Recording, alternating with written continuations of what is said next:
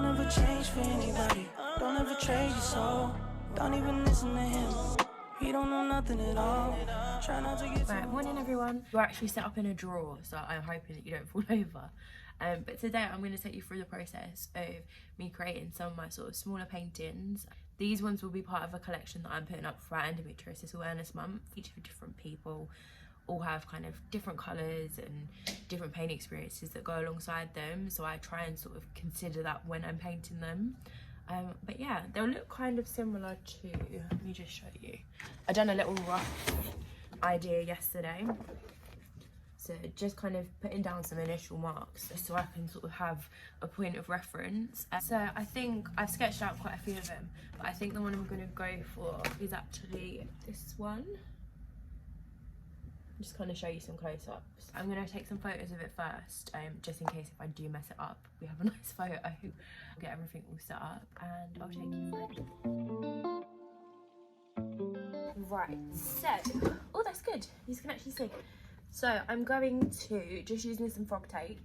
I get this from B&Q. I always find it's a really good alternative to masking tape because it doesn't actually get stuck to the paper. I'll just pop that on my easel and then just using some thinner, I'll water down a sort of brown colour, really sort of thin it down. And this bit's always quite scary. I will then just like kind of splat. And what this does, it gives the thicker paint a surface to stick to, but also it just kind of, white paper can be quite scary. I used to paint all over the surface, but I find sometimes these sort of drippy marks on my bigger paintings always look quite nice. Well, I think so anyway. And then yeah, I'll kind of just splat, nothing too precious. And then yeah, once that's done, it kind of leaves it sort of looking like that, which I'll then go over using just a bit of tissue and just kind of soften some of the edges, just to kind of bleed out some of that pigment. So kind of on edges, a bit around here. And then yeah, if there's parts of the drawing that I actually want to see come back through, I'll then wipe over as well.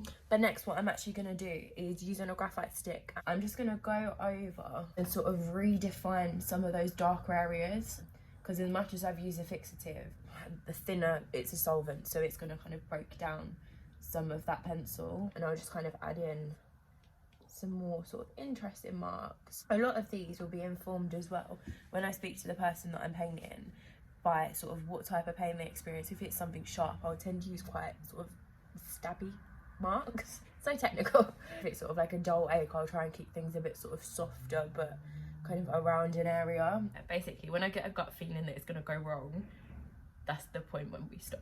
Thought I've got paint on here. This person's mentioned the fact that kind of colours that represent their pain are actually sort of blues and purples. I'm going to expand my palette slightly and just add sort of a magenta just next to my red. I'm also going to add in Prussian blue just so I can get those sort of colours coming through. And then yeah, I'm going to pop you guys on a time lapse. You can see what I'm going to do. Yeah. Enjoy.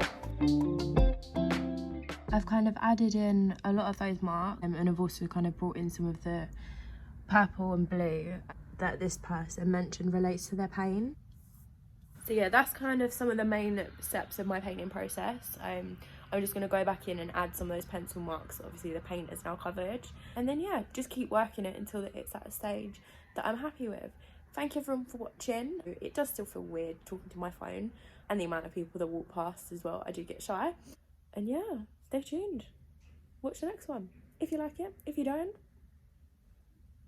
I'm still gonna make them. It's fun. Thanks guys. Don't ever change for anybody. Don't ever trade your soul.